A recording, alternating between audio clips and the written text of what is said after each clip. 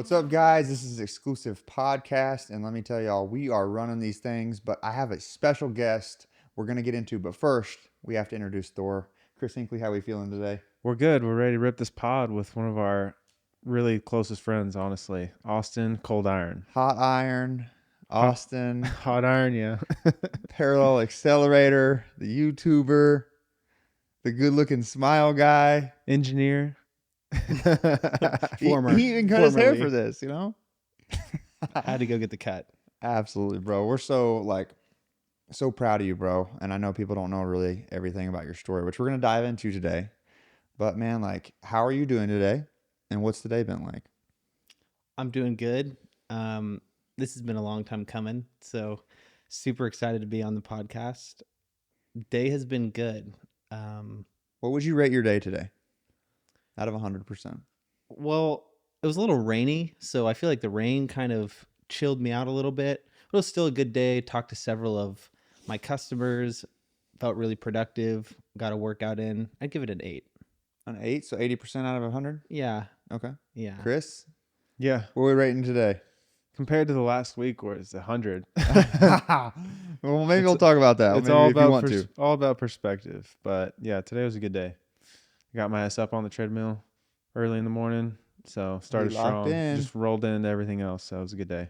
Yeah, I love it. I love it. So what's the percent? It's probably around like 85, 90. Okay. Yeah. Dope. I'm all about this. What was Can't wait to- yours?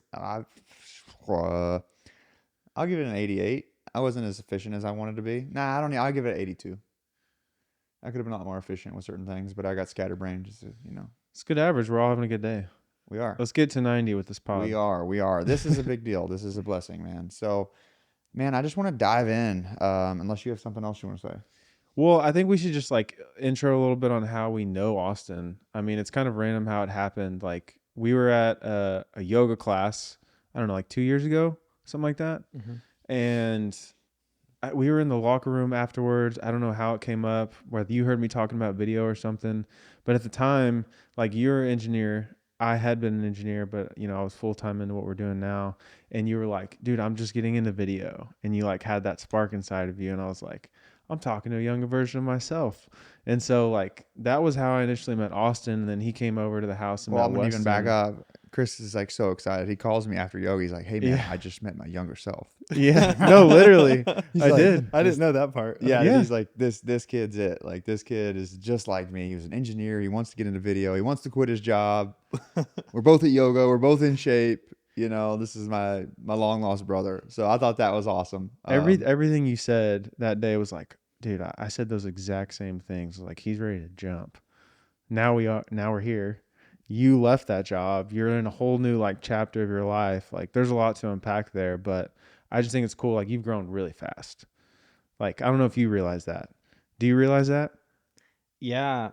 That was not long ago, It was probably, a year and a half or 2 years ago. which is crazy to think about. A lot can change. Let's jump in that, man. What was the mindset when Chris met you at yoga? Y'all met each other. How did you think back then? How did you think about business? How did you think about relationships? Go back for a minute, because people listening, they're going to be like, man, I kind of feel like that, and then we're going to unpack your story a little bit. So how did you feel back then? I felt like I was in a position that I didn't want to be in and that I wasn't meant for. I've always had a calling to be an entrepreneur, to have freedom in my own life, to serve people that I respect and love. And I think when I met you, I was either working as a engineer in a factory or I had just moved into a new marketing role. But I was working for a corporate company and I just did not feel the fulfillment or the drive or the ambition that I knew I could feel if I were to do something else. And the first thing that I looked towards was YouTube, because I was inspired by Casey Neistat, Peter McKinnon, and I saw these. What's up? Yeah. And I saw these guys and I was like, that's so cool. And I kind of had a vision of me doing something like that in the future. And so when I met Chris, I had just started on YouTube, and I think I had made 4 or 5 videos focusing on pretty much personal development and discipline. Like I was trying to tell really good stories, and that is also the time that I bought like my first camera. And I was probably like 3-4 months into it, just diving full into, you know, all the editing software, the cameras, getting my videos locked in. But I didn't really have a plan of how I was going to move forward, you know, and make the transition, make money, turn it into a business. I just was taking action and praying that something would work out. And that's when I met Chris. I have a question in there. How many hours are you working your other job? And then how many hours are you putting into this? Yeah, I was working like probably 40 to 50 hours for my full-time role, and then was working probably like 10 to 20 hours on video. And so I would actually get up at like 5 a.m. and work from like 5 to 8 a.m. on video, and then go to work 8 a.m. to 5 p.m. and work for my main role. And then from like 5 p.m. to 6 p.m. I'd work out, then 6 p.m. to like 10 or 11, I'd continue to work. And I did that for months and months and months without any results of doing that. That's the thing people don't understand, man. Like Chris has a, very similar story. I have a very similar story, but I think people just think once they do something, they should get paid for it. And it's like, you really don't know that long stretch of road that you have to just continue to put your head down and learn and learn and learn. Like both you guys, how long did you do that? And then how long did you do that? I probably did it I took it seriously for like a year, at least, 14 months, but collectively like 2 years probably before I like had a passion and just a desire to create and didn't know anything to like, I'm leaving my job was probably like 2 years, I'd say. That's crazy. Yeah. Looking at it now. We're But gonna like, dive into that today too. that's why it's so important to just have like a general interest and passion for what you're doing, because you're going to have to do it for free and you're going to have to learn a lot and spend a lot of your time and not get paid for it, which is why like we always talk about do something that makes you happy. And that's why, because you're going to have to do that a lot. And even after you get started, like it just keeps going. So, but yeah, we could dive into that a lot. That's the big lesson I kind of want to just expose here is everybody has these expectations, but I don't think people really get to ask the questions that entrepreneurs that made their life successful. Man, they just worked. They didn't count their hours. They just did something they wanted to do and they made it happen. Like that's the secret lesson. Is just find a way. You know what I mean? So like how long do you think it took you? It probably took me 6 months of the schedule I just described before I got paid. But then it took a lot longer until I was able to make a full-time income. And I know I know your story a little bit, but I'm curious about you because I know you worked for a long period of time without having any reward. So how long was yours? I mean, I had a very small award, but I didn't know anything different. Like, dude, I used to work for $100 and thought I was getting, 100 grand. Like, I'm like, what? I could click a button to make $100. Like, this is the coolest thing. And, since color TV, I'm like, this is awesome. It's because you loved what you did. I did. And I like the people. And I also just think, me and Chris talk about this often, but the fact that we can come up with an idea, innovate an idea, put it into real life, hand it to someone, and then they're inspired by our just idea. I think that's one of your favorite things possible with what we do. Oh, yeah. I mean, it's literally like idea, sell the story, try and get the money you need for it, which is a lot these days, and then actually executing and then exceeding their like expectations. Like that's the best feeling in the world. Yeah, for sure. I guess I get more excited the fact that nobody's thought of the idea, and then you release the idea and people are just like, that's sick. Yeah. Like, where did the creativity come from? Like, I asked Alex this the other night, but like, can you really identify where an idea comes from? I think it comes easier to some people. I don't know where it comes from, but I think a lot of it has to do with your brain type. And then if it's not just naturally like idea, like it's a muscle you have to exercise. Like for me, that was the case. Like I didn't really tap into my creativity really.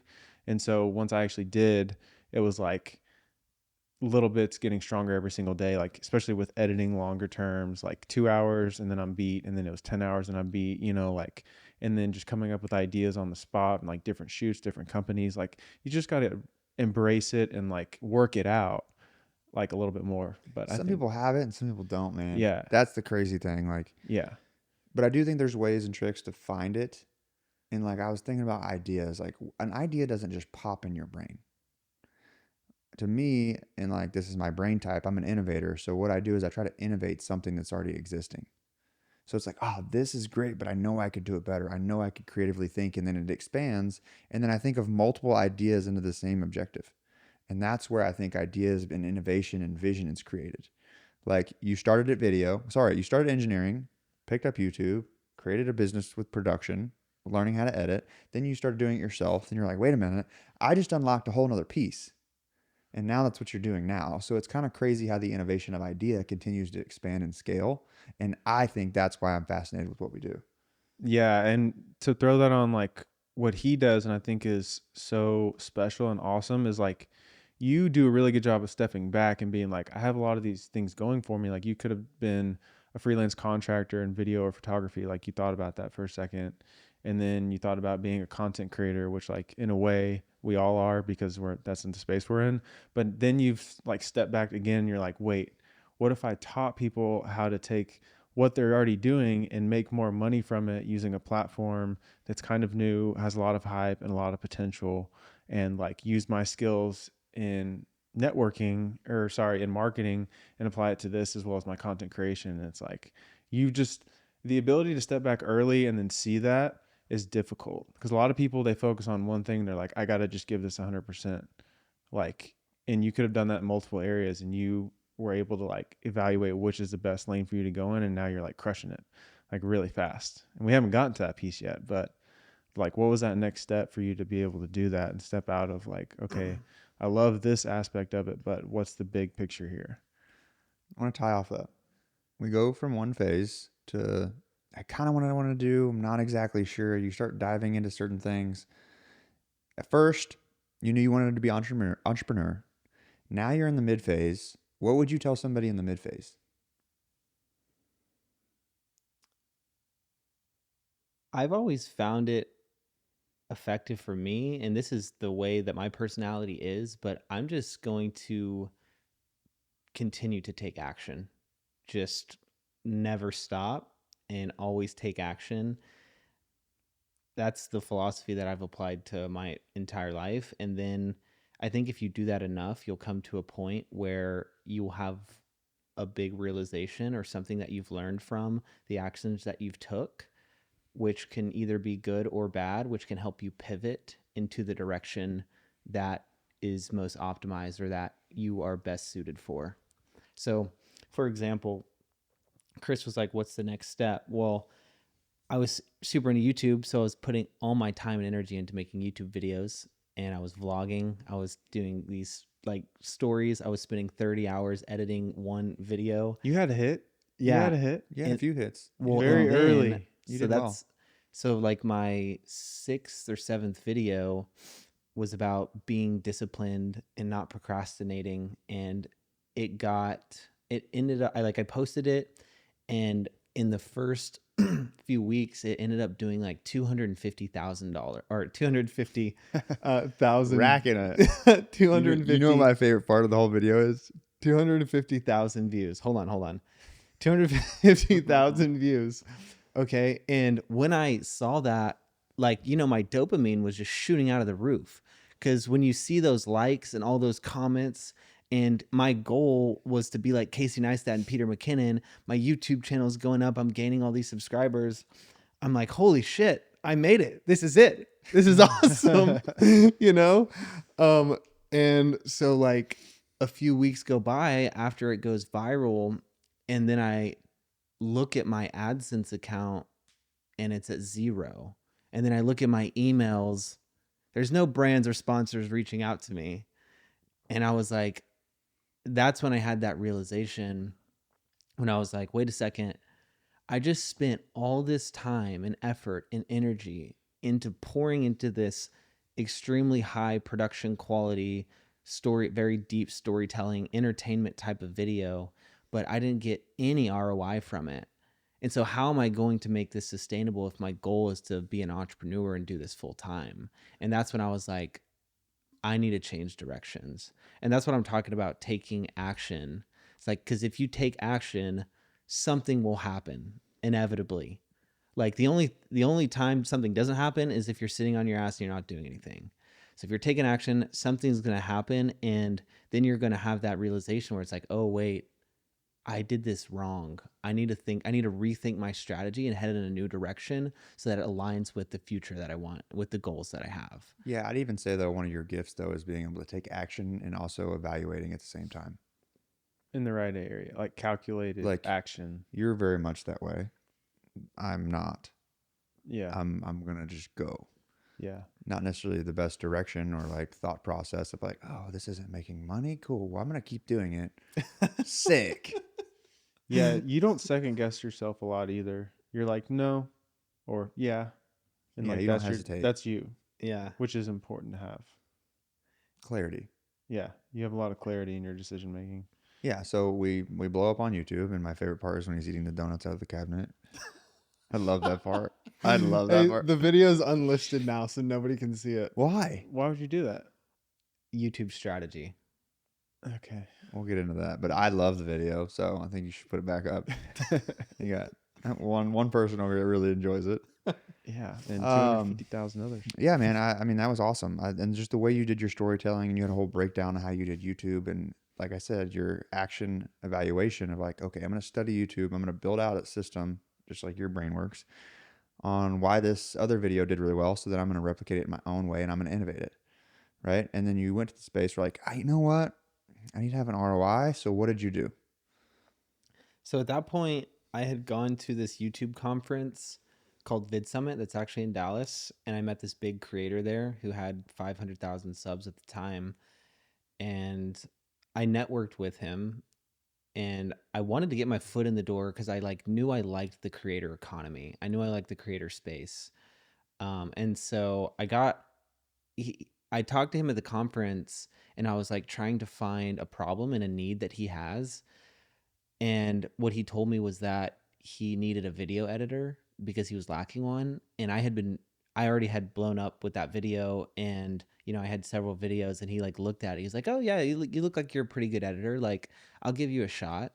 And so he gave me all the raw footage. I edited it all on DaVinci Resolve, which is just a video editing software.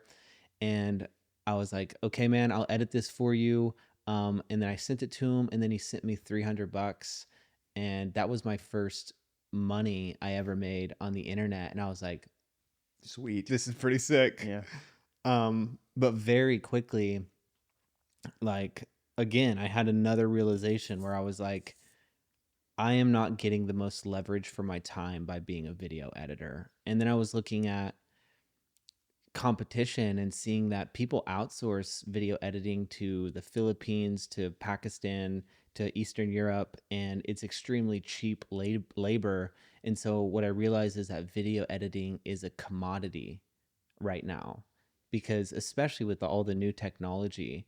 And so if you're just a video editor, you're selling a commodity which is very low priced, and that is not high leverage. You are literally trading your time editing, which took me like 30 hours to edit that video for him, and he gave me $300. So that was like $10 an hour. So I was like, Yeah. I need to find something that I'm good at that I can get paid $200, $300, $400, $1,000 an hour. And so that's when I started thinking like, okay, let me rethink my strategy again, and let me look at really my ikigai. And ikigai is just a Japanese term, and it means what you love, what you're good at, and what the world needs. And if you draw a Venn diagram of those three circles and find something in the center of your ikigai, that is something that you can be both passionate about, that you're good at, that you have experiences, and that you can get paid the most for. And so that's what I did after I did that video editing. And that's kind of what brought me where I am today. Which Interesting. is like, what was that? Because you're missing a piece there. So you're like, okay, time for money. I did that. That was my job. Next step is like how did you get to thinking about school and Um, like doing that for creators or yourself? I actually never really thought about school. What I looked at was my experience. And at that time I had been in a product marketing role with my corporate tech company for like 4 years. And in that role, I essentially would go to these big customers like Apple, Microsoft, Samsung, Fujifilm, and I would go and get like product feedback from them and be like, okay, what do you guys need us to build? We were building semiconductors, which are computer chips. And then I would feed that back to our design team in India, and they would build the product. And then I would take that product and I would go travel to like Singapore and Japan and South Korea and go in front of these big executive boardrooms with my presentation in like a suit and tie and stand up and pitch these products that we just built for them. And and I had been doing that for like 3 or so years when I was doing the video editing. And so I looked back on my past and I was like, wait a second, like I am good at marketing and sales pitches. I have an engineering background. And so I'm also good at like data and math and numbers and systems. And when I looked at the creator economy, I found that a lot of these creatives don't understand marketing and sales and psychology because they have very creative type of brains, and that's why they're such good creators. That's why they're so good at getting attention and making content, but they don't know how to convert that attention into, you know, customers and dollars. And so to me, when I realized that, I was like, there is a clear market gap here, and it's something that I have a skill set that I can fill. Yeah. I And mean, that's a good way to put it. and so I went back to that same creator that I edited a So video you're the for. peanut butter and the jelly, and everybody else is just the buns. You know, they're just the bread. You're just putting it together. You know, Yeah, dude. Sticking it together. peanut butter and jealous. I like. Well, you can't have a peanut butter and Peanut butter jelly. Watch out for them peanut breads, man. Them fuckers will get you. I don't like peanut bread. It's not good. Oh, that's peanut. hilarious. but I went back to that same creator and I was like, dude, I don't want to edit videos for you, but I'll tell you what we can do. Let's make a course and a coaching program and a community and sell it to your audience. I'll help you do it all. You just have to make the content. I'll be the rain man and bring in the customers. That's what we did. Bam. And you're like, this is awesome. Well, that is actually when I was in grind mode because I was still in my full-time role, Mm-hmm. full-time job, and I was just grinding and super nervous too because I was like, I hope this works so bad. Ring, ring, ring. Weston, dude, I don't know what to do, man. I really want to quit my job next week. Ring, ring. Dude, I want to quit my job. I know. It was a phone call once a week. Dude, I'm tired of this, man. I need to do this. I'm like, all right, go fucking do it. You remember those days? True story. True story. So now we've gotten to the beginning. We've gotten to the middle, gotten to 3/4. Where are we at now? How's it going? Yeah, so I mean, after that, so I did the first launch with that creator, and it just like did extremely well. Like exceeded my expectations, exceeded the creator's expectations. From there, I got a referral from another. So I got another creator as a client, and when I had two creators, that is when I had the confidence where I was like, okay, I got two clients locked in. I'm making them both money. Like I know what I'm doing. And I was at a point where my attention was split between my full-time role and this business I was starting.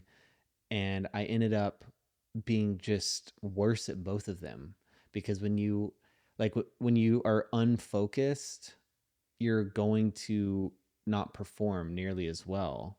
And so I also kind of had like this boss at the time that was just on my ass a lot. And I just got to a point I was like, fuck it, man. I'm going all in. This is something I've dreamed about as a kid. I had saved up for like 6 years aggressively for my full-time role. I had those two clients. I had you guys for encouragement and support. Come on. I couldn't have done it without you. and I was like, I'm going all in. And so I jumped in, and from there, I've just been continuing to service these creators that, range from like 200,000 to 2.5 million followers on YouTube, Instagram, TikTok. And I'm helping them build communities, info products, coaching courses, helping them scale, helping them with their marketing campaigns, helping them build out sales teams, sales assets. It's sick. I love it. You're kind of you're changing people's lives too, because you're giving them a whole new revenue stream that they didn't even know about, and it's like you're helping them discover something they didn't even like think about, and you're like, oh, I can make serious money doing the stuff I'm already doing, just utilizing this platform. So like, how many? Do you have a dollar amount of like how much money you've generated for your clients so far? It's okay if you don't. I want to One say point two billion, Yeah. billion, $1 billion. billion. now it's probably been like, so I mean that I just made the full-time jump in Uh-huh. No, I know, that's why I'm trying to like June. help people gauge this, because like you moved pretty quick. So I made the full-time jump in June or July of this year. It's December now. So I think I've probably generated around $300,000 for my clients. That's crazy. And how long? 4 months. Yeah, like 6 or so-ish months. $300,000 for your clients in 6 months. Yeah. You've changed some lives, bro. That's Well, crazy. Yes, I mean, I could talk about this a lot. So what's really cool is that these creators are building coaching and courses, and they're teaching what they're experts in. And so they bring in their audience, and the results that their audience gets and the connection that these creators can have with their audience is just unmatched, because the way that creators monetize traditionally is through brand deals, sponsorships, AdSense, and those monetization methods are very transactional for an audience. Most creators are selling products that they kind of halfway believe in and are okay, and they like pitch it in the middle of their video, but they're not really helping their audience. They're not really engaging with their audience. They're saying, hey, go click this link in the description and I'll get a commission from it, right? And then their content supposedly helps. But what I'm doing is I'm bringing their audience into a community where they can communicate them either on a one-on-one setting or a one-to-many, like group coaching type of setting. And they can truly help give them a directive, give them a path, help them overcome obstacles that they're facing, solve their problems, and like get in the weeds with them. And that turns their audience into raving fans. And the problem that like what we're seeing right now in the content creation space is that the world is changing very fast with AI, frankly. And like content is no longer a competitive advantage like it used to be. Content back in the day, nobody was on YouTube. Like no businesses were on YouTube 10 years ago. There was like cat videos on YouTube. So when people started coming on YouTube and they started being experts, it gave them a competitive advantage. That's why they started getting a following. But now with AI, with having a smartphone, having this easy editing software, everybody's coming into content. And so the skill of content is being democratized, which is causing saturation in the content creation market, which is turning a blue ocean into a like shark infested water, essentially. And so then you have to ask yourself, where does the competitive advantage lie now? So I'm curious what you guys think. Where do you think the competitive advantage is Strategy. going? Go ahead, Chris. Strategy, vulnerability, real, raw. Like it's going back to just people want real. There's a lot of polished stuff. There's a lot of fake stuff. AI creeping in. Like you can automate a person, make Barack Obama say whatever he wants on camera. Like you can do anything. So people want genuine content for one, and then like the strategy behind it's the most important thing. That's what we sell. We always talk to people. We're like, you can make this content that's like with your iPhone. It honestly does better than our big, $10,000 rigs, but the strategy is the most important part. That's what we help people with. That's what we sell. We sell strategy over like clicking record and editing. We know that's a commodity, like you're saying, which is why we don't put a focus on that. And I'm curious what your answer is. Yeah, I mean, Greg said something to me the first day that I met him, and he said, "Be uncommon." I was like, "What do you mean?" He's like, "AI is common." every single person's going to be common. And the way to be uncommon is being yourself and being unique and being innovative and coming up with ideas that AI isn't thinking of. And so I think like mindset comes back to where what you're saying to me is like, we all have a gift. We just don't know what it is. And I think the way media is going, everybody's trying to be like everybody. In a good way, you're getting to learn information faster than we ever have in our entire life. But I do think authenticity, I can't say the word, Chris, say the word for me. Authenticity. Authenticity. I can't talk, bro. It's just done. I give up. We'll use AI to fix that. Yeah, I get this. ChatGPT. Being authentic is just not a thing anymore, right? And the people we really love and really look up to are the ones that are authentic. So, like, I think that's where the world's kind of going to go. I think you got to get back to being, real again. I think you got to get back to, like Chris said, I think being vulnerable is such a dangerous place because nobody's heard, nobody's safe.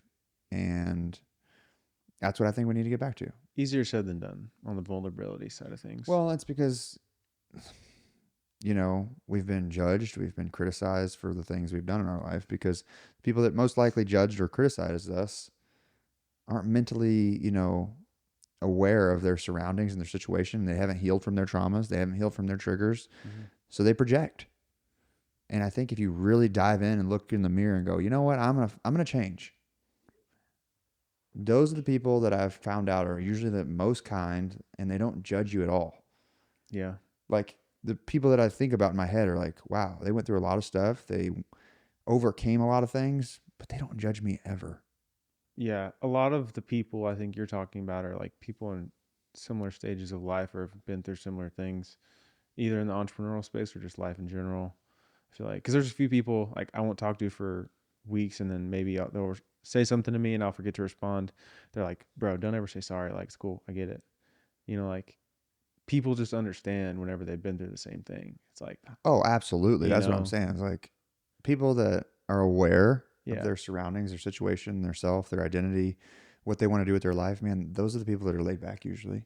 Yeah. I'm curious, like, have you had any friction with anyone in your life, family, friends, since you've like transitioned pretty heavily from like, job to just entrepreneur on your own? Have you had a lot of support or, anything? Just like the polarity between having a corporate job and being an entrepreneur. Yeah. Like, have you had people like not believe in you or some resistance of like, I don't know if you should do this, or like friends that have fallen off or people you've disconnected with? Like, do you have a lot of people like that?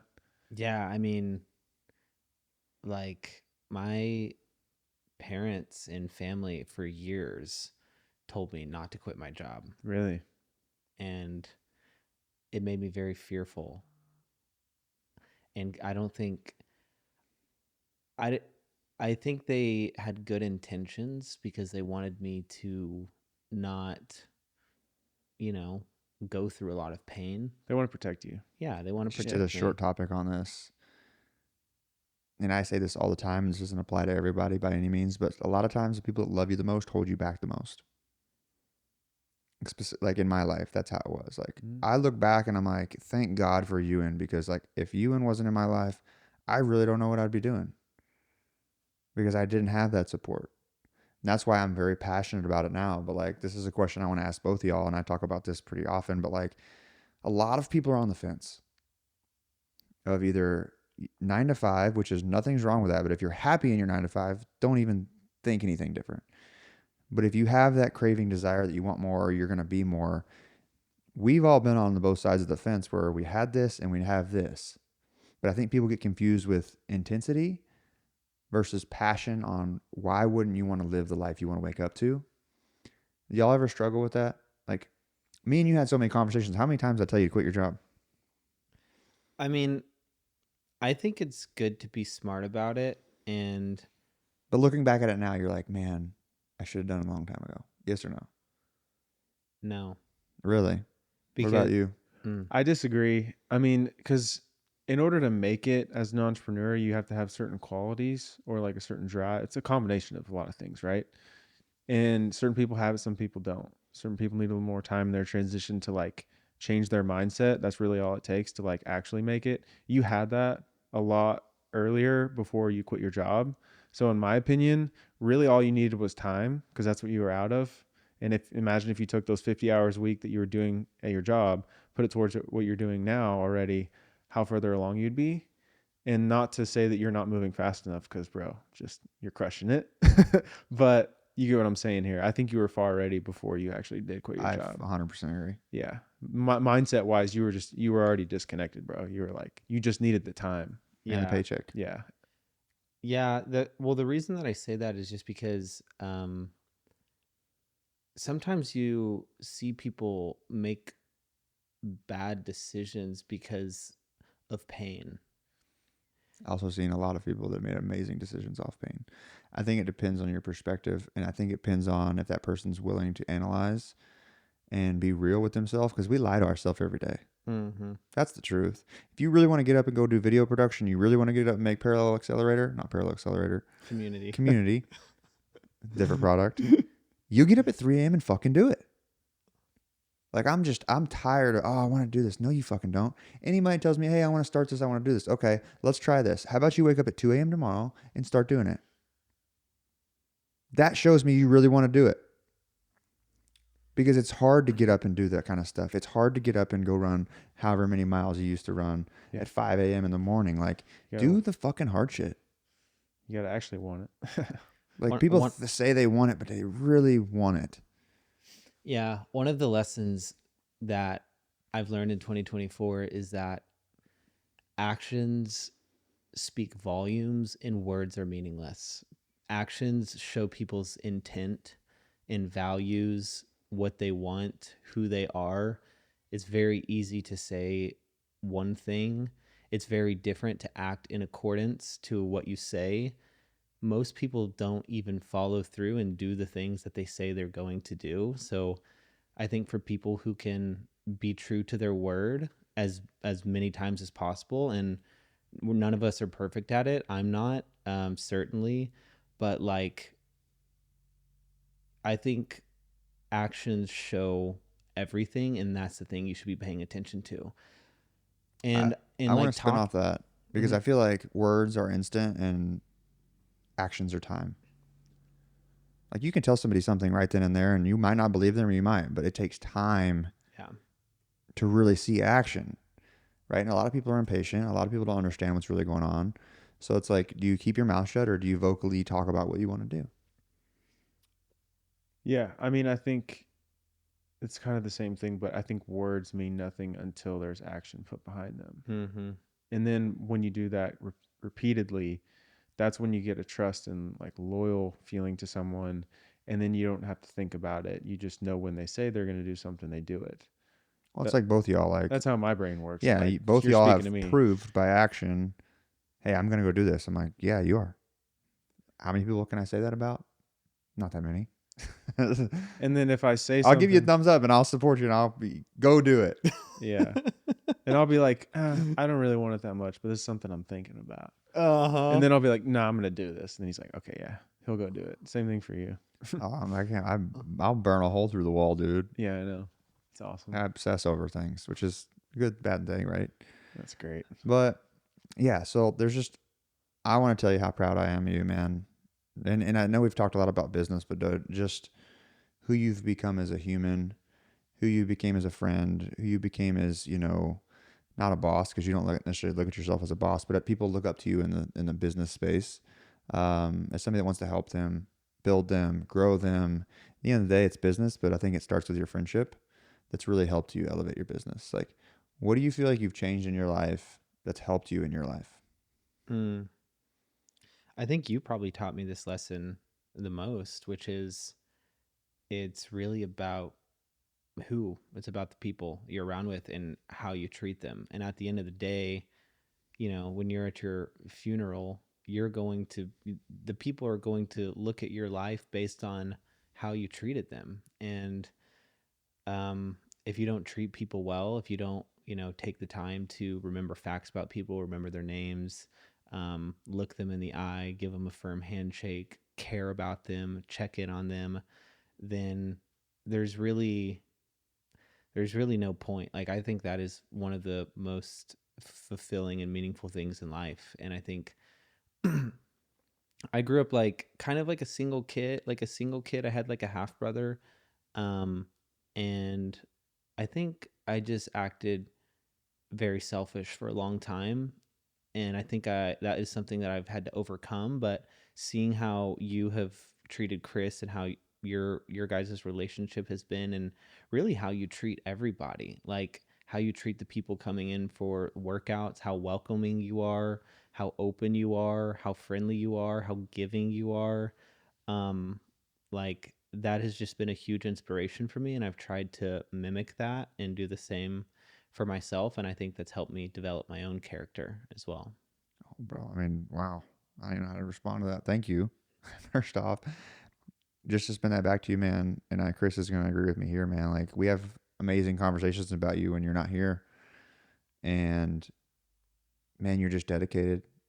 You're resilient. You're passionate. And I don't think there's anybody that comes to the boot camp that's not like super excited to see you. And you always give everybody a hug and you're always checking in with people. And like, I don't know, bro. I've just seen such a crazy version of you in the last year, bro, that I'm like, how do you handle all this, bro? You've had a lot going on. Like, I know the back end side of things, bro. Like, I'm proud of you. Like, you have changed your life, your business. Like, this year has been the most life changing year of your life. And the coolest part is, like, we've been a part of it. Big part of it. Like, we love you. We care about you in, like, a really strong space for us, bro, because it's like, even though you might have, been a single kid, to us, you're like our little brother. Like, truly. Like, we want the fucking best for you, dude. We look up to you a lot too. Yeah, we do, bro. I'm like, fuck, I wish I was as disciplined and organized as Coldiron. No, for real. No, for real. Like literally, like I get up and I see you just go straight to work, and I'm like, that's what I should Damn be. it. That's what I should be doing. That's what I need to be doing. What am I doing? Fucking laundry at 10 a.m. The hell am I doing? You lock in, bro. Like, you have a dedication, man. You have it. You have the will. You have the drive. Like, bro, you're really on chapter 2, bro, in your book. Like, chapter 1's been all everything till this last year. Like, you're about to unlock a whole new version of yourself as well as business and everything else, man. Like, it's gonna be crazy. Yeah, you got a fire inside of you, bro, and like you got goals, I know for sure, but like you're gonna exceed them pretty fast, and I'm excited to see what happens. And Thanks, I honestly, like, would love for us to work together in some aspect in the future, which I think we're kind of working on. We've so. been talking about that for 6 months now, for sure. I think it's just trying to figure out what it is, but Yeah. that's the part of just going back to action, man. Like, I don't know, we get on calls and we talking and we communicating. Like, and the coolest part, bro, like, this is one thing I was thinking about during this conversation was like, I can't wait to brag about you. Like, dude, you don't hear half the conversations. You don't hear half my conversations. But anytime I get a chance to brag about my people, I'm fucking so pumped. Mm-hmm. I'm like, but like, for me to brag about somebody means you're fucking doing something. Yeah. And Like, that's what makes you. in a big room too. It's not like, hey man, we're going to Fresh up here and just talking to the person in the aisle. Like, these are some gangsters. I'm like, y'all got to meet another gangster. Uh-huh. Like, that's a cool feeling to have people around you like that, where it's like, dang, I'm proud of him. I'm gonna brag about him to all these people because I should. Well, that's something that I think you both are really good at, which is just facilitating connections, because you have such a wide network and you're so personable. And yeah, I mean, I've met so many people because of you guys, and I know you guys have shaken a lot of hands and connected people. So that's a really good skill set to have. Yeah, we've made the most amount of sales from not selling a damn thing. Yeah. Literally just bullshitting and then making a relationship. Yeah. I think. mean, there's been times where, yes, it was business first. Yeah. And now it's like, what do we want to be remembered for? Where are we at now? Where will we be in the future? It's like, what is our value? Like, what are we really wanting out of life? At the end of the day, like, if we knew we were going to die tomorrow, it's not to make $300,000. It's not. It's really not. So it's like, what is my value at the end of the day? It's like connecting with good human beings. Like, that's what I want my life to consist of. And in between there's going to be a lot of money made. Sounds pretty simple to me. Like, I don't know. Like, what is the carrot? That depends on everybody else. There's a lot of carrots dangling in front of you. Like what? Give me 5. I don't know if we can say that on camera. Watch out for the carrots. And then No, I think peanut jelly sandwich. Yeah, peanut jelly. Peanut jellies and carrots, man. no, I think it's really important to just enjoy the process. It's very cliche, but enjoying what you do and just because, like, I have a goal of making $100,000 a month. I know I'm going to hit that goal, and I know when I do, I'm going to set a bigger goal, right? And so I just like one thing that I think is really fun and I think is really good is just Let me ask you a question before you get into this. This is important. okay. How much does life change, and what changes when you make $100,000 a month? I would just say probably just security and freedom. But like I said, I think one thing that I really like to do is just get focused on getting good and getting really good, being the best at one thing in the process of getting good. And something I've been thinking a lot lately, and I actually want to ask you guys this question. I think I've heard you ask your guest on the other podcast, but is there anything in your life that you regret? You go first. Yeah, I mean, I don't. I think I would answer this the same way as I always have. Is like I don't really regret anything. I wish I wouldn't have done certain things to not hurt certain people, Hmm. but I don't think I regret it because at the same time, like it was a lesson I needed to learn, which is why I have a feeling of like this was not a good situation, and so now I know not to do that again. So like I wouldn't know that if I didn't go through it. So that's why I don't really regret anything good or bad that I go through personally. Yeah, I don't necessarily use the word regret. I can use the word disappointed, right? I think like the scene of Bruce Almighty comes back, right? He can't get the woman. He can get everything else he wants. But based on his communication and his actions and things he said, that person doesn't want him. And I think that comes back to that person not understanding and clarifying their traumas and being able to work through certain things so that they don't hurt other people. I didn't know any different. We all don't know any different of why we have the triggers we have. We're born with 2 fears, fear of falling and the fear of sound. Everything around us is taught. So, like, why do we do the things we do? Well, that's something you have to literally understand yourself so that you can work on them and test those triggers so you can overcome them. But regret versus disappoint, I'm disappointed in how, not necessarily how I was raised, but how I view things, how I, reacted to action. I didn't know how to do things and I would just fly off the handle and I didn't treat people how I do now. So I don't necessarily regret, but I do think I've hurt a lot of people based on my communication skills. That's why I'm very passionate now of understanding myself and trying to read people so that I can be there for them the way they need to have a friend or have a relationship or have a business. Because I didn't know. So what about you? I was thinking about this, and I think the only thing that I regret is not giving my 100% effort in anything that I do.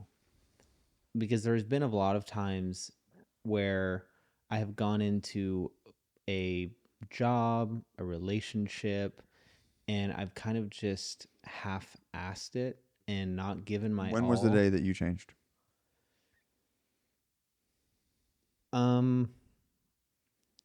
I think I think I'm trying to change, but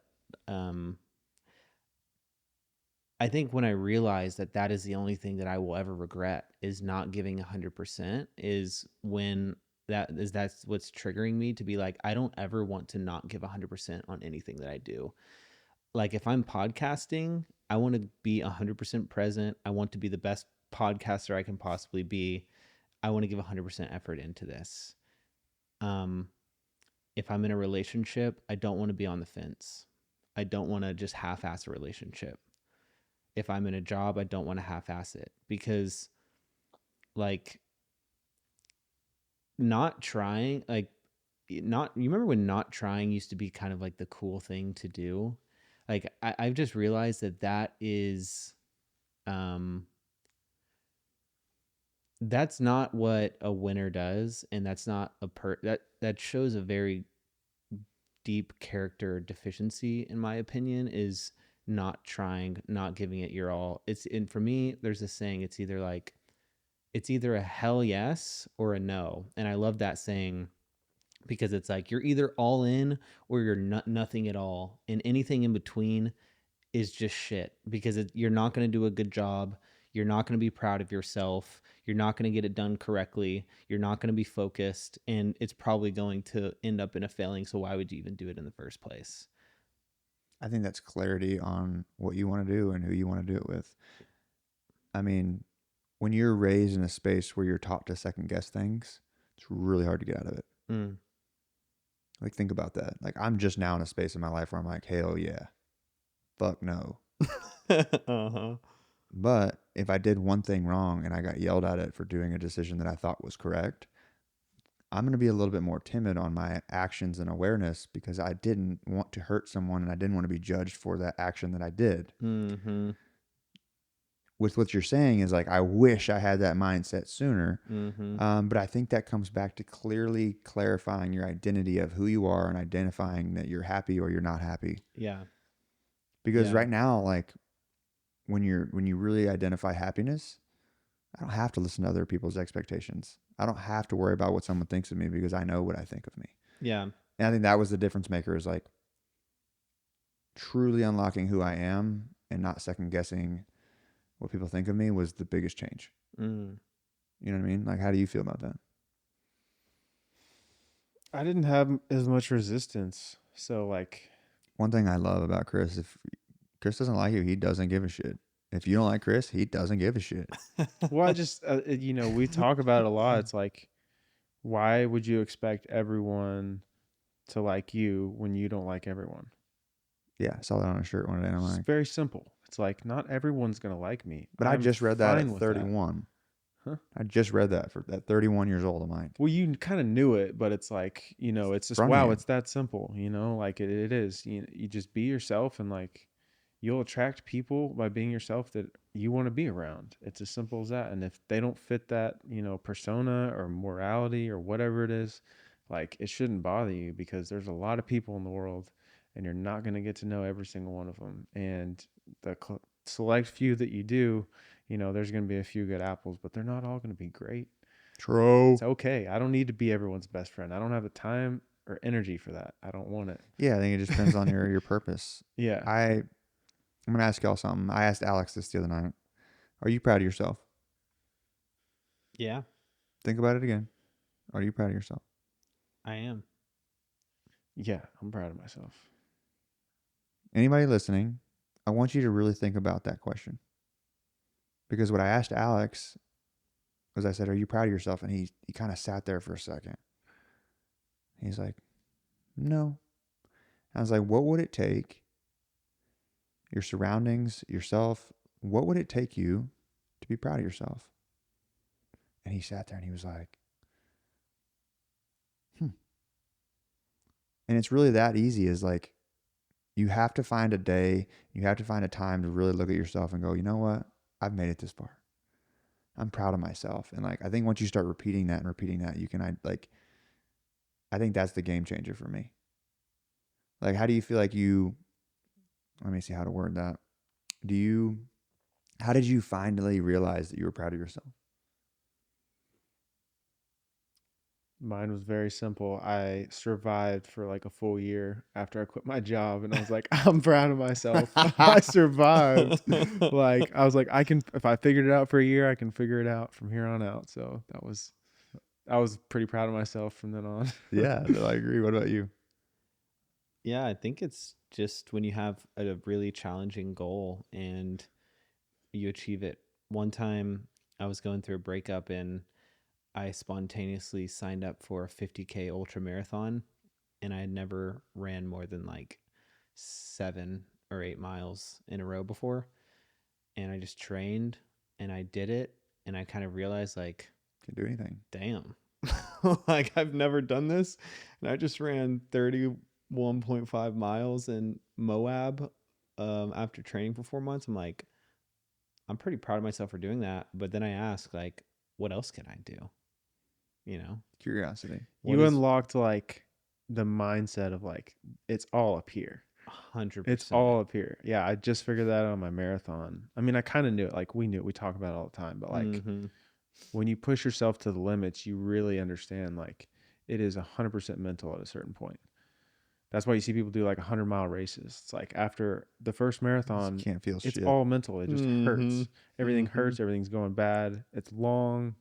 Like It's you how much just time, gotta how keep much, going. how much pain can you endure for how Yeah. long? Yeah. Yeah, I know. It's the mental fuck. It's They pretty, they it call it the is. pain cave. Yeah. It's I don't think I was as strong as I thought I was mentally, honestly. I think you were. I think physically something happened. I don't think mentally that was a problem. I think you ran into a wall that just it surrounded you from every side based on like your body shut down. a little bit, but I still feel like mentally I could have strapped it up a little bit more. But Yeah, now you I could, if you did, you would have been like David Goggins and pissing blood. Like it's just not maybe, it. maybe, but like I Stay could have got it hard. done. You Stay know? hard. Yeah, stay hard within reason. That's nuts, bro. But I yeah, mean, no, it's cool how like you get to unlock things inside of your brain, and like that was a big triggering moment for you where you were like, I can do a lot, right? yeah, yeah. pain I is a think doing slingshot. anything hard, yeah, doing anything hard, like I think it's good. There's this practice. It's called Masogi, and it's like once a year you're supposed to do Do one something. challenge a year. That's absolutely insane. Yeah, you're supposed to do something that you don't think you can do. Mm, So like hike 50 A friend of ours miles. does that every year. we ought to do Timmy does that. that. Timmy the Dreamer. We ought to do that. Uh-huh. We The should. reason I brought that question up, and I actually messed up the question, but it is what it is. I asked him what if he believes in himself, not if he's proud of himself. But we'll get to that anyway. It's a long day. The reason I brought that up is because there's a lot of people that aren't proud of themselves. And they're probably in a position right now where they're probably in that trench. They're probably in that time where you quit your job and you went through a breakup. How did you overcome it? You challenged yourself and you overcame the challenge.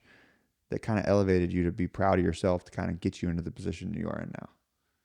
And to me, that's important. Like, what would y'all say if you're going through a trench, you're going through a breakup, you know, you're going through, hey, I just quit my job, or hey, I just lost my job. What would you tell the audience? Never quit. Never. I mean, it's literally just don't quit and you won't lose. You'll have setbacks, but you won't lose if you don't quit. So Give me just some keep more. going. Give me some more spin off of that. How can you prepare yourself to continue to keep quitting or never quitting? Say it again. Like, what would you give some details behind that? Like, You're people gonna don't realize they're quitting when they are quitting, or like, what would you be like? Yeah, go do this to help you get out of that. Like, when a what- problem arises, if you just let it sit, or if you just like give up based on that being a large problem, is what I would consider as quitting, right? So try and find a solution. If you're trying to find a solution legitimately, you're not quitting. So like eventually you'll find something or be directed towards someone that can help you, and then you keep moving. So it's like when problems come up, do you let them overcome and just move on, or do you just take them on, bust through them, jump over them, whatever you need to do? I like it. What about you, Hot Iron? If I were to look back on my younger self in some of the most painful times, I would say that it's only temporary and it gets better with time. And I think having a vision and having goals is really important. And as long as you're trying your best to move in the right direction every day, then What if they don't know the right direction? I would say find somebody who you want to be like and who you look up to, and reach out to them, cold DM them, cold email them, call them, or even just pay them. I mean, I paid a mentor $6,000 pay in full up front just so that I could see behind the scenes of how he was doing what he's doing. And I had never paid a high ticket offer like that before. And it was worth every penny because I got to see what somebody's lifestyle was like that I wanted to live. And then I was able to orient myself in a way that aligned with that vision. So finding a mentor and having a vision for what your life is like. And you know, some of that takes inner work, right? Because we all want different things, probably. I think it's really important on being clear on what you want. Like, what do See, you, that's one of your things. Is like you've always been pretty clear with that. Sounds like. well, I've just thought about it. Like, I wasn't clear in the beginning, and I journaled every day for 60 days, mission, vision, goals. Same thing every single day for 60 days.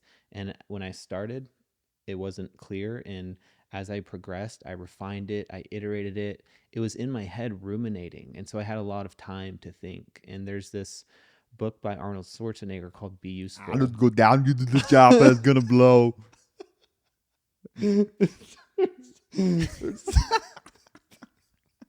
Scrolling a nut. There's this book by he talks he talks about Screwed him up.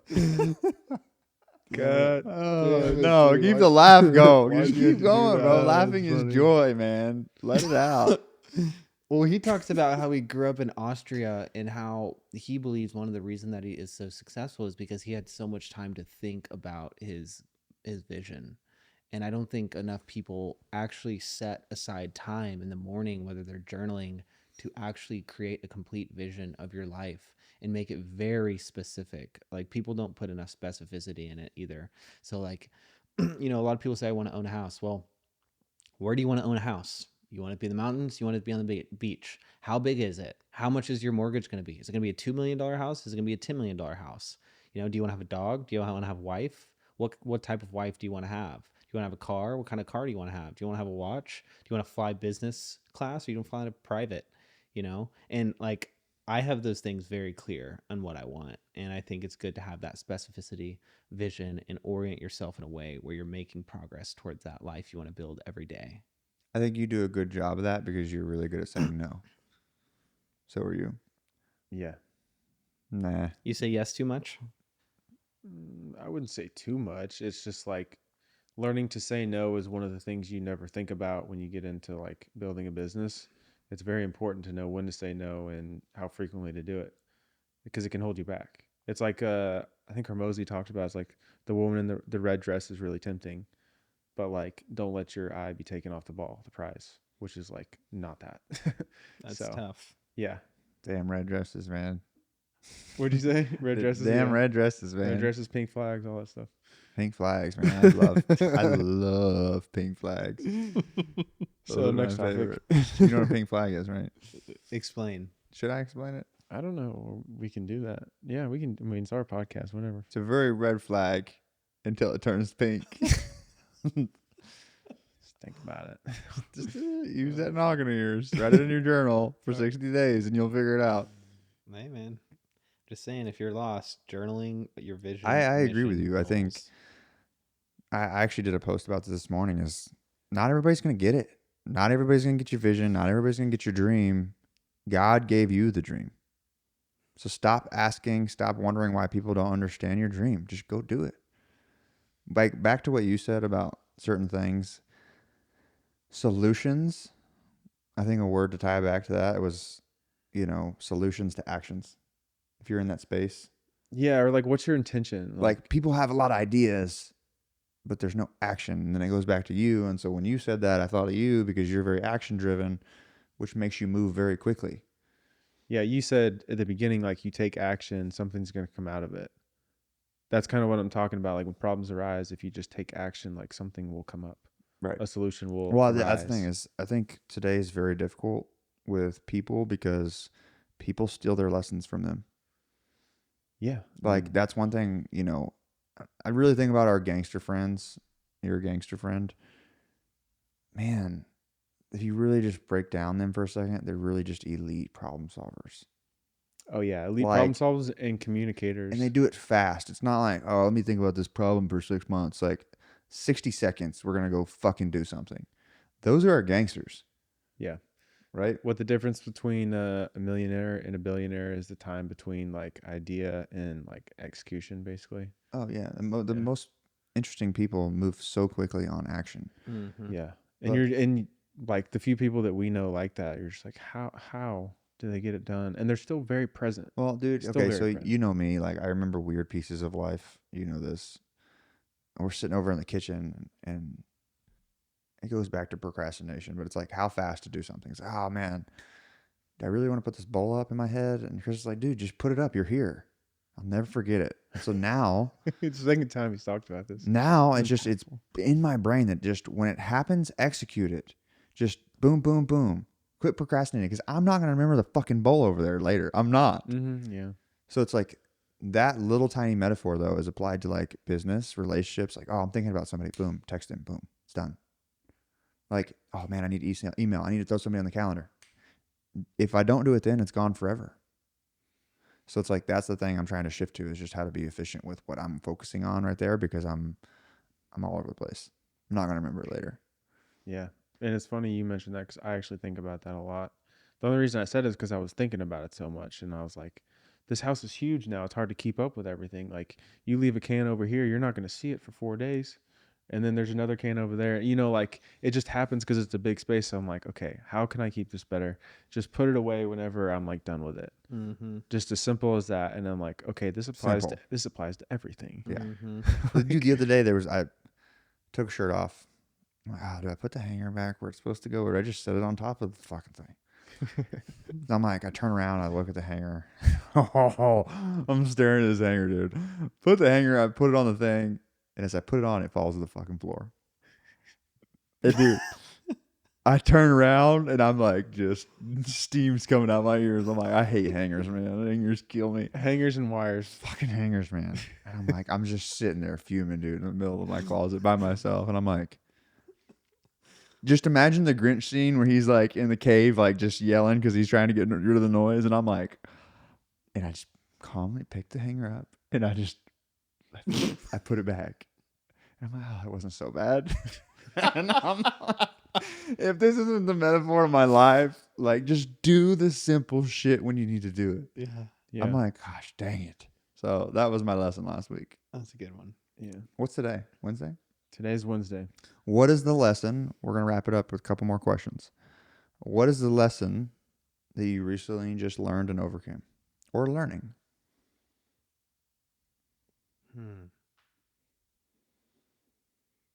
I'm going to go first while y'all are thinking. So, and this is a little vulnerability here, Chris. I have been in my head with how things have been in work with you and me. Life's moving fast, very emotion blur. And I'm like, you know my brain.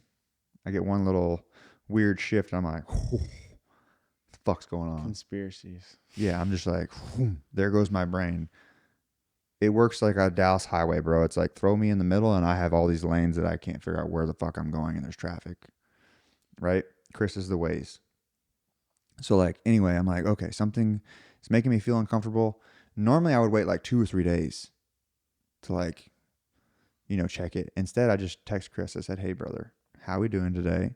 Just want to check in. How are we doing? And, then Chris texted me. He's like, bro, I got some stuff going on, but we're great. We're 100% in. And like, dude, it was just like all this pressure that I created in my head and these assumptions and these illusions that weren't even real. And instead of just normally I would have waited 2-3 days a week and I would have been irritable and like created all these fucking scenarios in my head. Instead, I went directly to Chris and I was like, Chris, how we doing? And it was the best thing I have learned in a long time is like, stop creating nothing. Stop creating all these things in your head because they're not even real. And so I was like, okay, I did it then. And then there's another thing that came up and I was like, problem solved. My brain got to calm the fuck down. It's like, that was the best thing I learned in a long time. Yeah. No, that's an important one too. Just like, it's a fear at the end of the day. It's like one of the 5 emotional fears is like scenarios, worries. 90% of your worries never materialize in your head. So why are you thinking about something that's not real and taking up time and energy is like really what you're talking about. Yeah. And then I went back to solution and action. I was like, I normally don't move that quick. And I'm like, I got to move quick. I can't keep thinking about this. I can't keep stressing about this. I'm going to go direct to the situation and figure out what's going on and figure out how I can fix it. Or if there's nothing wrong, cool. Now I just fixed my mindset. Yeah. Yeah. I'd say, I don't know. You said the original question was like a problem, and then Well, just like a lesson you've recently learned or a learning lesson. or overcame. I'd say the lesson I'm learning is the. I mean, it's very simple, but the more you pour into people, the more like connection you get to others, which is like obvious, right? But it's you start to discover like what the meaning of life is. It's literally just connection. It's people. It's human humans. connection with people at the end of the day. Well, that's why I was saying, like, if you died tomorrow, you're not worried about $100,000 a month. You're worried about the relationship I had with Austin and the podcast we did. Yeah. And so it's like, how do you get back to that just a little bit? Because I used to be so fucking driven. Like, you remember me. Yeah. I was a mad mess. Yeah. I mean, you were just a train without tracks. Yeah. And so it's now I appreciate life and I don't look at numbers as much because I'm like, I'm actually waking up and doing really what I want to do. I mean, truly. Yeah. With the people I want to do it with. Like, that's the other thing. Yeah.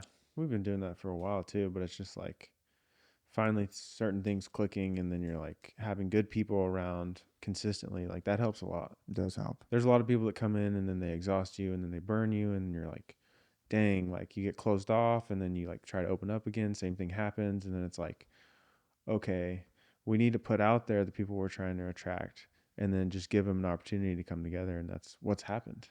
It's been cool, man. Yeah. I mean, even the podcast with Alex yesterday, like that was kind of what you're talking about. He's like, man, it's just kind of crazy how all this has happened.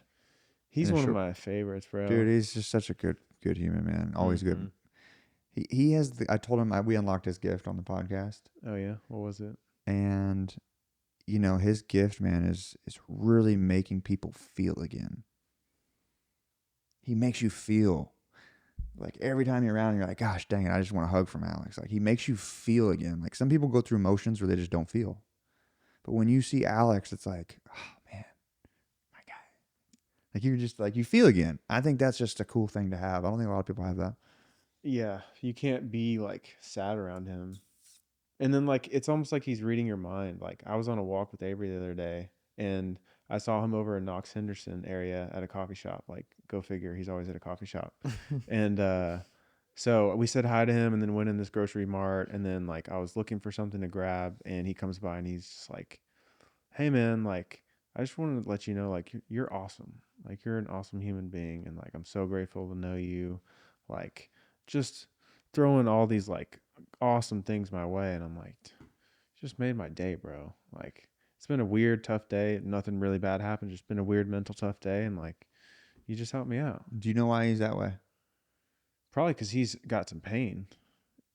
What do you think? Usually, that's where it comes from. Why do you think Alex is the way he is? Trauma. I don't know. I think he probably treats people the way that he wants to be treated. He does. And so, yeah, he grew up, you know, very independent. Mom worked. He just kind of grew and wanted to be loved, and he wanted to be around people because he wasn't around a lot of people. And so now it's like his way of showing what he wanted to do his younger self, which is pretty cool, man. Like, I got to know his story. He's from Brooklyn. Like, I didn't know he was from New York. Like, He's Italian, bro. that's a whole nother concept. It's, Yeah, he's like half Italian. Crazy. yeah, I don't know. Alex is great. But, dude, what's a lesson that you're learning or a lesson that you've overcame or something you want to talk about? Do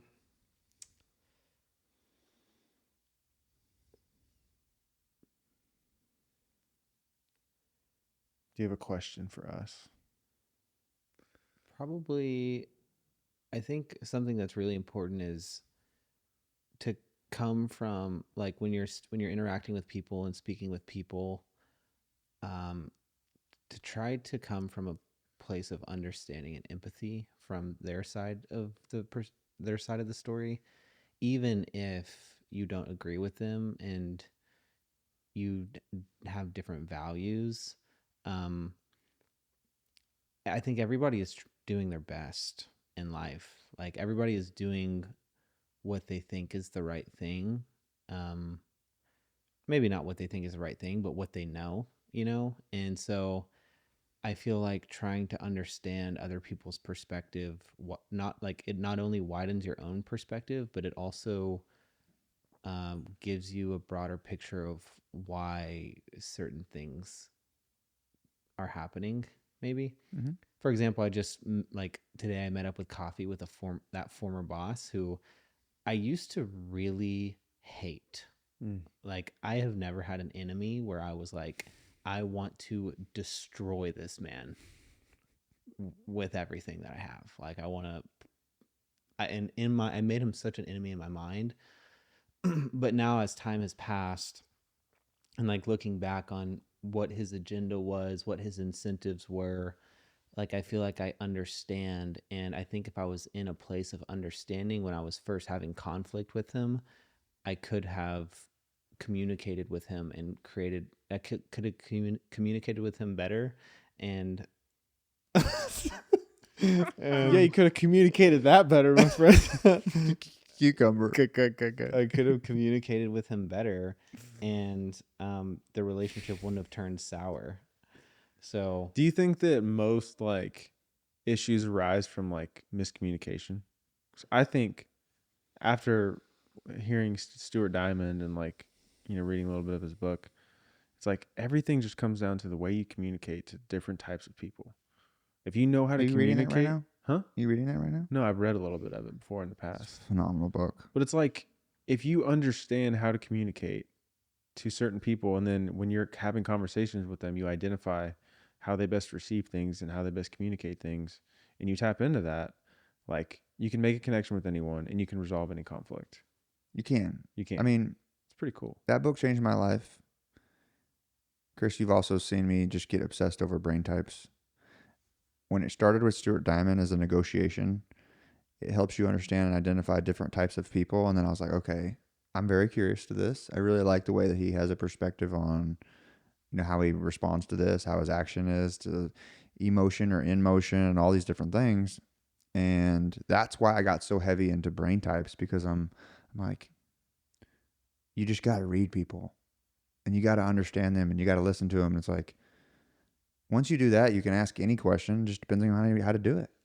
Yeah, they got to feel safe, right? You Yeah. gotta- Like giving them a place. Like, I don't know, man. That's why I love people, because they're so fascinating, because we've all had different traumas. We've all had different things we've learned from, grow from, but how do you do it appropriately, and how do you make them feel that you're actually understanding them? mm-hmm. Communication is huge. That's like the most important thing I'm going to teach my kid. I wish I learned more communication skills when I was younger, honestly. Well, you were hurt. Like, you know what I mean? You tried at one point, I'm sure, but then it got shut down, right? Like, Yeah, it's a lot of things, but I'm just saying, like, there's probably times we don't even remember. It's like, okay, why'd I act like? Our parents could come back and be like, yeah, you acted like this. Like, no, I didn't. Right? yeah. But then there was like, I probably did something that obviously I got in trouble for, that I just backed up. I don't want to talk about anything like that ever again, because I like, Oh yeah, I'll just shut my mouth. I won't speak up on that's it. what I'm saying. Like, I'm sure there was a time like that with both of us, and sure as you as well. I was like, man, I was walking on eggshells my whole motherfucking life. Well, my thing was like, no one can judge me if I have nothing to say. You have nothing to judge me on because I've said nothing. That's crazy. So I didn't speak for a long time. That's crazy. Isn't that wild? But Yeah. people will judge you for not saying anything too. I Yeah, but didn't get it's a lot way of less that. profile, bro. Like, when you decide to speak, people are constantly looking for you to fall off the pedestal. Yeah, that's Like, true. it's tough, man. Like, I've been in positions where I'm like, I would like to say that I'm a good human being, and I know I am, but there's times where, people just wait, bro, for one little tiny thing and then blow it into fucking the biggest thing in the world, because they thought I was this person and I can't ever mess up. I can't ever make a wrong decision. I can't ever communicate wrong, because I also talk about communication. I also talk about all these things. And it's just like, people wait, bro. That's hard. And I don't know if y'all have ever had that situation happen much, but like, What do you mean people wait? so like, people wait for you to slip. Oh yeah, no, I haven't experienced Like, that, if you honestly. Nobody's. if you talk about communication on a podcast all the time, Mhm. and then something happens where somebody catches you communicating wrong to somebody, Mhm. all those people do just are like, oh, fuck that guy. He's phony. He communicates and then he doesn't do this. And then it's like, you just get exposed so quickly. Yeah, Yeah, no, I get Like- what you're saying. I haven't experienced that myself. I don't speak enough. That's So, what I'm saying. Like, if people are waiting, bro, for you to just. I mean, I mean, look at Zach Bryan right now. Look at all these people that are just. They were the greatest, and now they're hated yeah, I because think people look so much for them to fail. part of that keeps you accountable. A lot of it's toxic, for sure. For sure. Like helps you keep practicing what you're preaching, but at the same time, a lot of it's fake news and just hurtful for no reason. So Fake news. Wrong. wrong. Yeah. Huge. What we're gonna do? Huge. Huge. Yeah, bro. Thanks for opening up on this, though. I mean, I know I asked you a question earlier about like, has anyone like given you resistance? And you said your family. I know you had to think about that for a sec because you don't want to like badmouth your family, but it's important for people to hear because like you have that restriction from your family because they care about you. They just don't want you to get hurt, right? They want to see you do your best, but they also hold you back because they're so like they just want to scoop their arms underneath you, bro, so you don't fall. But like you don't need a safety net to grow. The way that I finally opened my mind about that specifically was like, what do I do and say and feel when I have my son? How would I feel and how would I react when I'm like, don't do that decision. It's stupid as fuck. But then you got to let them do it, right? Like, but that all comes back to love. Is our family loves us, so they're trying to watch out for us. You know what I mean? So I want to tie back to that. And I just went blank. So go ahead and say something. Say something. Say something. Gosh dang it. I had something I wanted to talk It's all about. good. It's hard to do podcasts this late. I do know that. Yeah, we My started brain, a little my late. brain function is not there today. No, man, you've Um, been good. No, I've been off my Let's rocker. just close it out. Old man. No, I wanted to have two topics specifically. One, I want to do a happiness topic, and then also, at the end of it, we have you kind of ask us something. So let's just jump into happiness real quick. Austin, what is happiness to you? I don't really think about happiness. I think just doing what I like and being with the people I like and being present is what makes me feel the most happy, feel the most satisfied. Being with my family, being with my friends, being surrounded by the people I love. I think that's what makes me happy, but I don't like think about how can I be happy on a day-to-day basis at all. And I think probably the people who think about how can I be happy are probably the people who might be the least happy. Could be. I think about it every day just based upon like how I can become happier, and then I also think about it in a space like all different directions so that I can hopefully help somebody unlock a version for themselves to find happiness.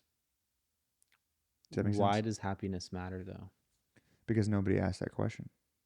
I asked that question to hundreds of people at this point, and they have woke up every day for 30, 40, 50 years, and they can't even clarify a thing that makes them happy.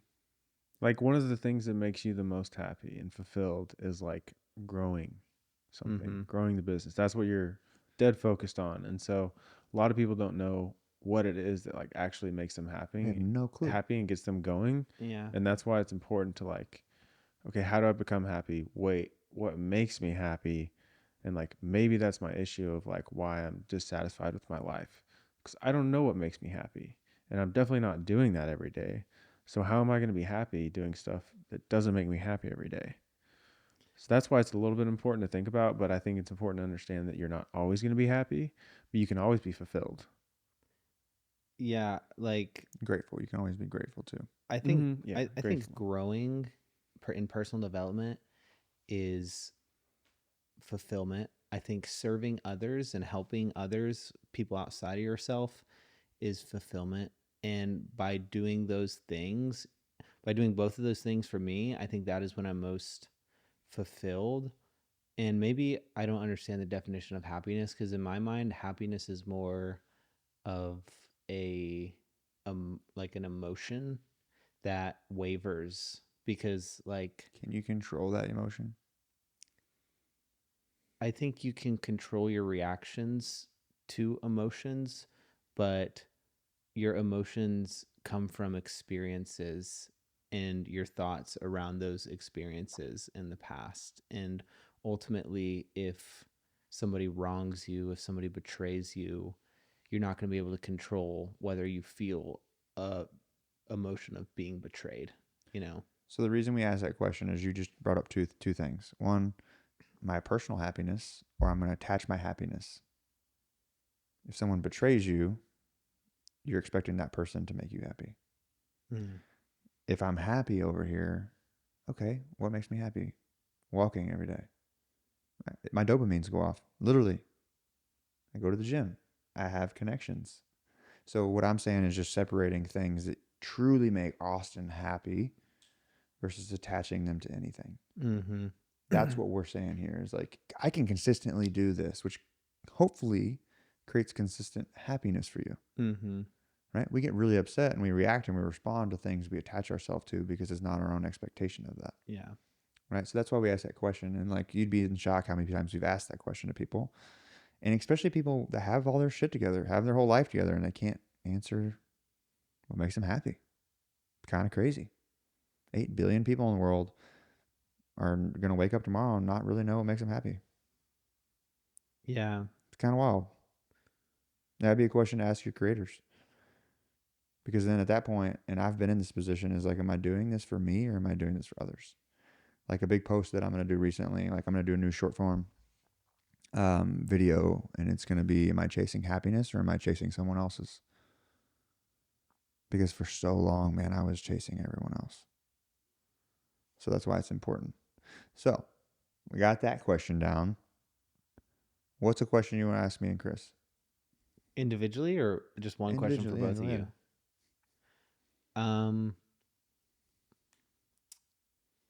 Okay, I'll go Wested first. Uno.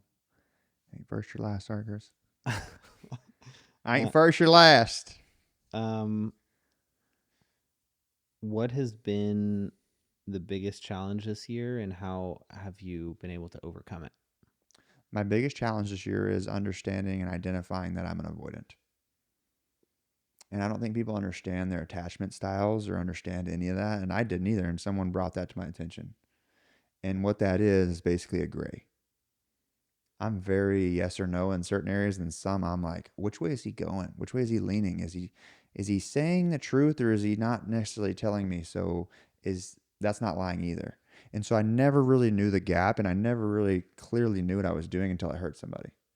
And that challenge was hard because I have to live in that discomfort of I hurt someone because I didn't know who I was. And diving into a book, I can't remember the name of it, by Matt Hussey, it kind of helped me understand the attachments and help me actually not be that person. Because I didn't always give people a safe place to think or say or speak because I had my own vision and my own mindset of how you should do X, Y, Z. In reality, I just have to sit back and understand more of their lifestyle, their triggers, and go through that. And so, like, as a person that's an avoidant and I was abandoned, I don't get close to things because they can leave me. Mm-hmm. So then what I do the same thing to people. And so me finally realizing that I can't keep treating people that way. I can't, give them a gray answer. It's better just to tell them the correct answer and be honest about it, be honest with myself so that I can, I'd rather know the truth than wonder about the truth. It's the worst feeling in the world. And so like, I didn't realize I was doing that. So that's been a really cool challenge for me, to take a deep dive. I think people get pushed in pain to not only unlock their self, but also unlock others. And I think that's the challenge that God kind of threw at me this year. Thank you for sharing that. That's beautiful. Beautiful. It's beautiful.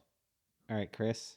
I actually heard this in another podcast. I forgot what it was, but if you had a billboard that the whole entire world saw, what would it say? Deep nuts. Just anything. Ask the question again. If you could write on a billboard that the entire world could see, what would the billboard say? Just anything. Anything. I know what he's going to say. discipline. Honestly, like I'd probably put like I say be dangerous a lot. Oh, be dangerous. So like what people are like, what the hell does that mean? And it's like, well, like when people see you walk into like, okay, this is a good scenario. Like people see you walk into a gym, right? And you're like, that motherfucker's huge. You're like, that guy, he throws some weight around. Like, I don't want to mess with him. Like, he's dangerous, right? So, like, think about that in all aspects of your life, like in business, personal life, physical aspect too, for sure. It's like, be dangerous in all aspects. Like, you need one bad dude to go do something for you. Like, be that guy. Yeah, I think this I'm gonna clarify this. Like, be dangerous, not in a relationship, right? But be dangerous in a relationship, the space that you're on the ball. Like when I think of somebody that's dangerous, they're disciplined, they know where things are, they know what they're doing. And so I think that's a positive thing. Like Chris speaks discipline, he speaks that by miles and actions. Mm-hmm. So like when dangerous in my head when he says that, it's like he's locked the fuck in. Yeah, like Shark Locked Tank, in. like head honcho billionaires up there are the sharks, right? Because they see something, they go get it, they go kill it. Mm-hmm. That's being dangerous, Yeah, right? I like Just that. locked in. That's sick. So be dangerous. That's what I put up there. Be dangerous. Yeah. If What would you- be on yours? I gotta ask you that. Go ahead. What's on your billboard? Are you not really jealous? No, it'd probably be keep going. It's a Mike Stud slogan. Yeah, I think I like that. Period. it's something that we talked about earlier, but just don't stop. Just keep going, and I think things will work out. So important. So important. Like when you give up, that's when you lose. That's when you quit. You know, Can't lose if you don't quit. exactly. Keep going. Big facts. That's a good one to end on. I love that. Well, I know we have Chris's be dangerous. Do you have a thing that you live off of? Besides keep going? Like what's a word that you just have always lived by? Think on it. What's on your billboard? Because I know, but I think it's important.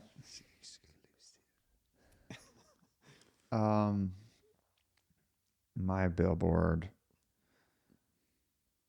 Man, that's a tough one. It's either there's a bazillion quotes on it, like scattered everywhere. You know, like you only get one. you said, anything could be on the billboard. Yeah, you did say anything. Well, how I would creatively design it with this very aesthetic space, and then all of it would be designed, and then there would be one opening gap where there would be one quote. And honestly, I'm thinking of a lot of other things, but it would probably go back to "Don't let your comfort zone kill you." Yes, sir. Probably would. I thought it would be limitless, honestly. So limitless has been something new in my life, right? Yeah. The problem that I would get in my head about that is people would be very curious of what limitless is, but I do think when you read "Don't let your comfort zone kill you" driving down the highway or walking towards it, it would relate a lot more than limitless. Yeah. Needs a little more explanation. Right. So that would be my thought process, is like impacting and showcasing that would be probably "Don't let your comfort zone kill you." So my last question.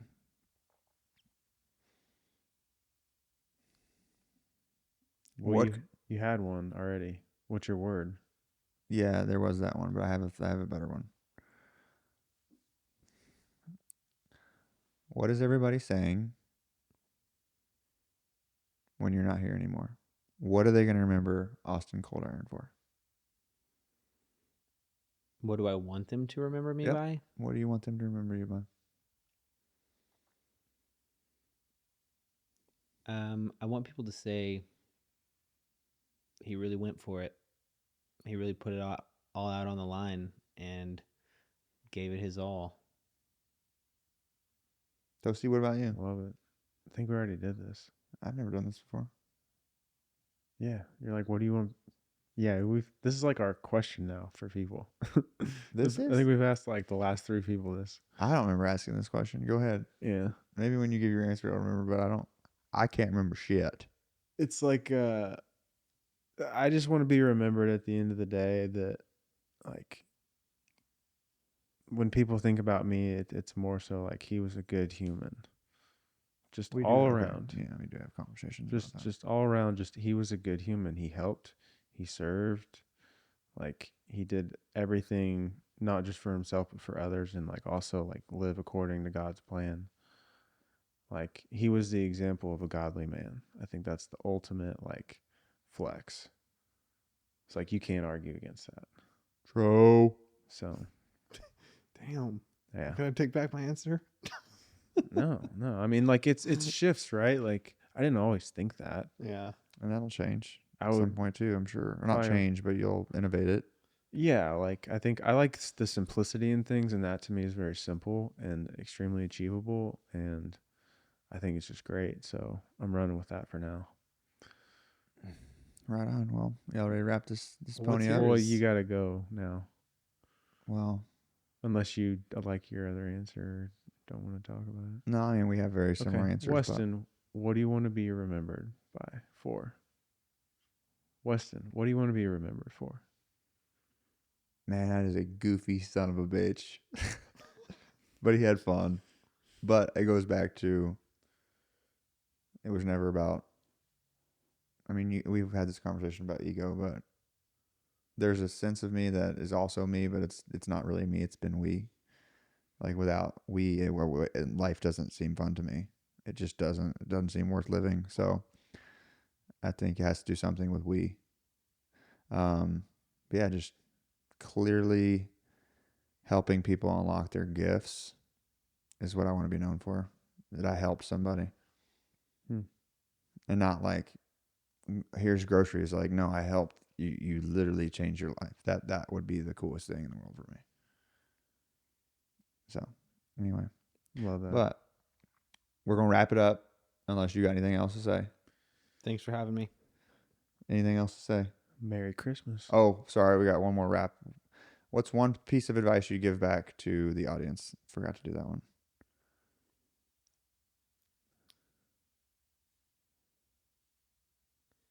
I mean, probably just what we talked about. Like, just have a vision for your life. I think so many people are just so lost because they don't have a vision. So find your vision. Yeah. I love that. I do too. Do you think it's important to just think about it or like actually put it, like write it down? Build Those a vision dry erase board. boards are for over there. Yeah. Yeah. Like, I think thinking about it, but also mapping out a path, organizing a plan to get there. So getting your ideal life, but also reverse engineering it. Exactly. your brain it's the question does. asking. I think a lot of people don't question things though. So I mean, that's what we love to do is just pull shit out of people based on questions. But it's real hard to question yourself, Mm-hmm.